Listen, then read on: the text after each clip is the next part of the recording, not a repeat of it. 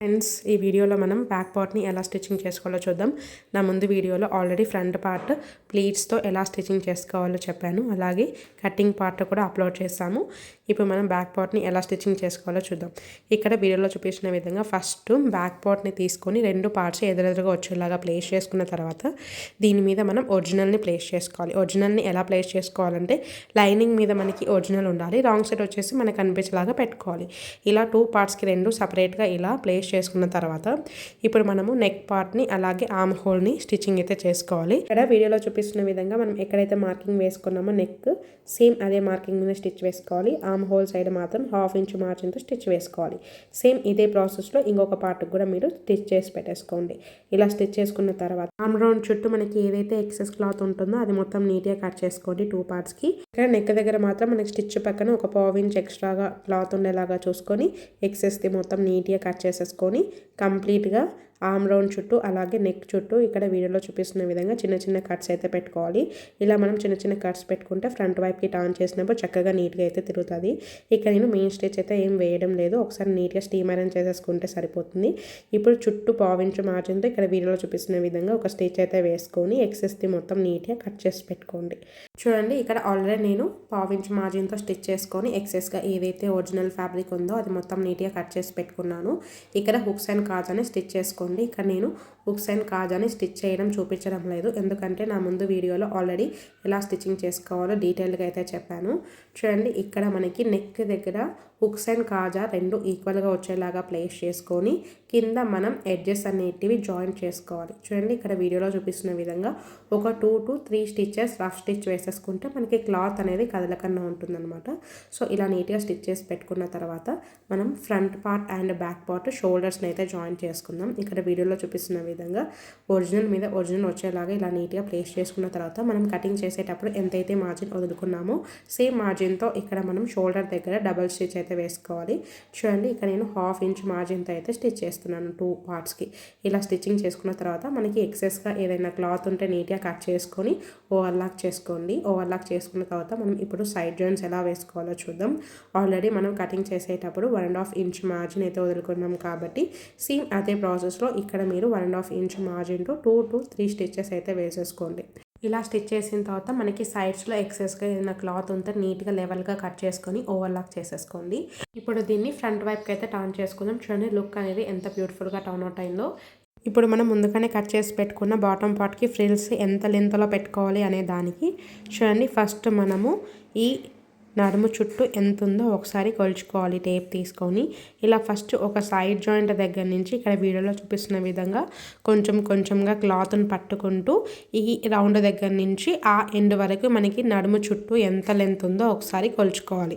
చూడండి, ఇలా కొలుచుకున్న తర్వాత మీకు ఎంతైతే లెంత్ వస్తుందో లెంత్కి 1 ఇంచ్ ఎక్స్ట్రా కలుపుకొని అదే లెంత్లో మనం ఫస్ట్ లేయర్కి క్లాత్ కట్ చేసుకున్నాం కదా, మనకి ఎంతైతే లెంత్ వచ్చిందో అంతే లెంత్లో ఫ్రిల్స్ అనేటివి మీ క్లాత్ అడ్జస్ట్ని బట్టి దగ్గరగా పెట్టుకోవాలా లేకంటే దూరంగా పెట్టుకోవాలో మీరు కంప్లీట్గా ఫ్రిల్స్ అనేటివి పెట్టుకొని రెడీ చేసుకోండి.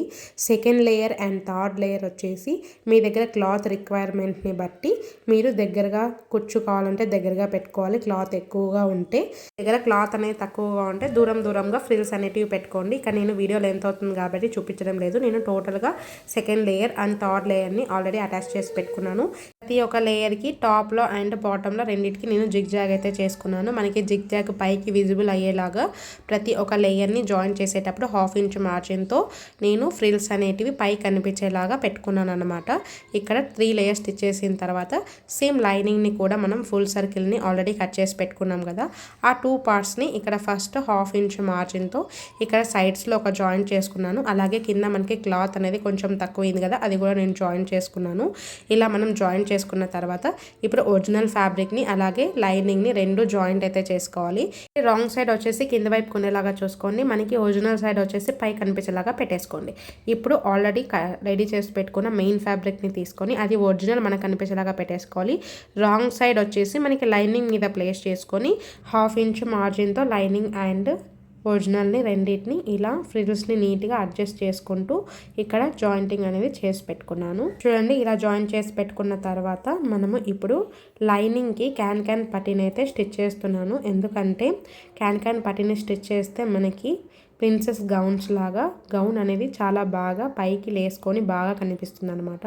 సో అందుకోసం చూడండి ఇక్కడ వీడియోలో చూపిస్తున్న విధంగా మనకి లైనింగ్ తీసుకొని అది మనకి ఒరిజినల్ సైడ్ అంటే ఎలాంటి ఖర్చులు లేకుండా నీట్ ఫినిషింగ్ ఉన్న సైడు ఇలా మనము పైకి కనిపించేలాగా ప్లేస్ చేసుకొని ఇప్పుడు ఇక్కడ 1 ఇంచ్ క్యాన్నే తీసుకొని చూడండి ఇక్కడ వీడియోలో చూపిస్తున్న విధంగా కార్నర్లో మనం 1/2 ఇంచ్ మార్జిన్తో కంప్లీట్గా క్లాత్ మొత్తానికి నీట్గా స్టిచ్ చేసి పెట్టుకోవాలి.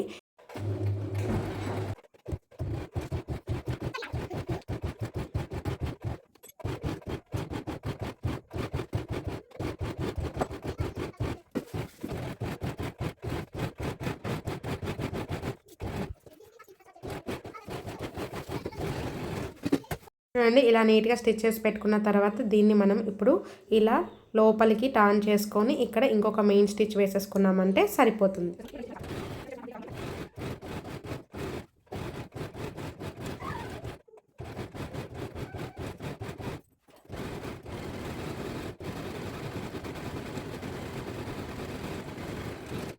చూడండి ఇలా నీట్గా స్టిచ్ చేసుకున్నామంటే మనకి లుక్ అనేది ఎంత గ్రాండ్గా కనిపిస్తుందో చూడండి.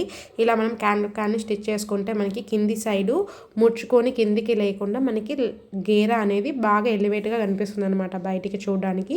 సో అందుకోసం ఇలా నీట్గా స్టిచ్చింగ్ చేసి పెట్టుకోండి. ఇలా కొంచెం లుక్ అనేది బాగా ఎలివేట్ చేయడం కోసం కింద బార్డర్లో మనం లేస్ అనేది అటాచ్ చేస్తున్నాం అనమాట. ఇక్కడ నేను లేస్ స్టిచ్ చేసి అయితే చూపించడం లేదు, వీడియో లెంత్ అవుతుంది కాబట్టి. చూడండి లేస్ అనేది అటాచ్ చేసిన తర్వాత మనకి ఓవరాల్గా లుక్ ఎలా ఉందో ఒకసారి చూడండి చాలా బ్యూటిఫుల్గా అయితే టర్న్ అవుట్ అయింది కదా.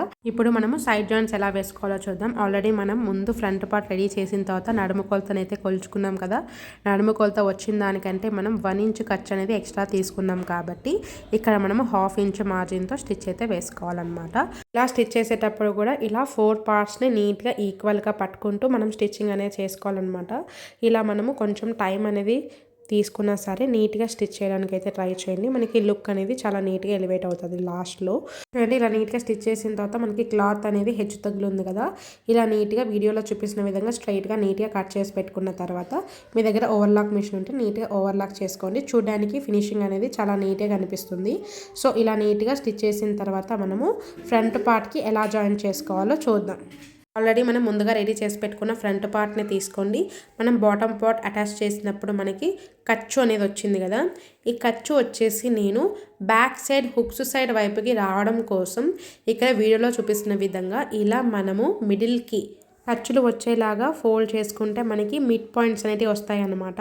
సో చూడండి ఇక్కడ మనకి ఇలా ఫోల్డ్ చేసుకుంటే క్లాత్ని మనకి ఫ్రంట్ సైడ్ మిడ్ పాయింట్ అయితే వచ్చేస్తుంది కదా. సో అక్కడ మనము ఇలా ఖర్చు పెట్టుకున్న తర్వాత ఇప్పుడు ఈ ఫ్రంట్ పార్ట్ మిడ్ పాయింట్ ఎక్కడైతే ఉంటుందో చూడండి ఇక్కడ వీడియోలో చూపిస్తున్న విధంగా ఆ మిడ్ పాయింట్ దగ్గర నుంచి ఇక్కడ మనం ఆల్రెడీ బాటమ్ పార్ట్కి ఖర్చు పెట్టుకున్నాం కదా. ఆ ఖర్చు ఆ మిడ్ పాయింట్ దగ్గర ఇక్కడ వీడియోలో చూపిస్తున్న విధంగా నీట్గా ప్లేస్ చేసుకోవాలన్నమాట. చూడండి ఒరిజినల్ వచ్చేసి ఒరిజినల్ మీద వచ్చేలాగా పెట్టుకుంటున్నాను. మనకి లైనింగ్ వచ్చేసి మనకి కనిపించేలాగా పెట్టుకోవాలి. ఇలా పెట్టుకున్న తర్వాత చూడండి మనము కటింగ్ చేసేటప్పుడు 1/2 ఇంచ్ మార్జిన్ వదులుకున్నాం కాబట్టి కంప్లీట్గా క్లాత్ మొత్తాన్ని మనము బాటమ్ పార్ట్ని అలాగే ఫ్రంట్ పార్ట్ని అడ్జస్ట్ చేసుకుంటూ 1/2 ఇంచ్ మార్జిన్తో కంప్లీట్గా స్టిచ్చింగ్ అనేది చేసుకోవాలి. సో కొంచెం జాగ్రత్తగా స్టిచ్చింగ్ అనేది చేసుకోండి. మనకి ఫ్రిల్స్ అనేటివి నీట్గా అడ్జస్ట్ చేసుకుంటూ సో ఇలా నీట్గా స్టిచ్ చేసుకుంటే మనకి కరెక్ట్గా నడుము కొలతకి ఫిట్ అవుతుంది. మనం ముందు నడుము కొలత కొలుచుకొని దానికి తగినట్టుగా ఫ్రిల్స్ అనేటివి కరెక్ట్గా పెట్టుకుంటే మనకి లాస్ట్కి జాయింట్ చేసేటప్పుడు చాలా పర్ఫెక్ట్గా వస్తుంది. చూడండి మీకు ఆల్రెడీ వీడియోలో కనిపిస్తుంది కదా. చూడండి మనకి ఎంత పర్ఫెక్ట్గా వచ్చిందో. కొంచెం కూడా లూజ్ కానీ టైట్ కానీ లేకుండా చాలా అంటే చాలా పర్ఫెక్ట్గా వచ్చింది. సో కరెక్ట్గా మీరు కొలుచుకొని ఫ్రిల్స్ అనేటివి అడ్జస్ట్ చేసుకుంటే చాలా పర్ఫెక్ట్గా వస్తుంది. సో ఇలా స్టిచ్చింగ్ చేసుకున్న తర్వాత మనం ఫ్రంట్ వైపుకి అయితే టర్న్ చేసుకుందాం. చూడండి మనకి ఓవరాల్గా లుక్ ఎలా టర్న్ అవుట్ అయిందో చూద్దాం. ఓవరాల్గా డ్రెస్ లుక్ అయితే ఇలా అయితే ఉంది. మనకి కొంచెం డ్రెస్ అనేది అర్జెన్సీ ఉండడం వల్ల హ్యాండ్స్ కటింగ్ అండ్ స్టిచ్చింగ్ని అలాగే దుప్పట్టా కటింగ్ అండ్ స్టిచ్చింగ్ని నేను వీడియో అయితే తీయలేకపోయాను. Sorry for the inconvenience. Thanks for watching our video. Stay tune to Mythus sewings Telugu official YouTube channel.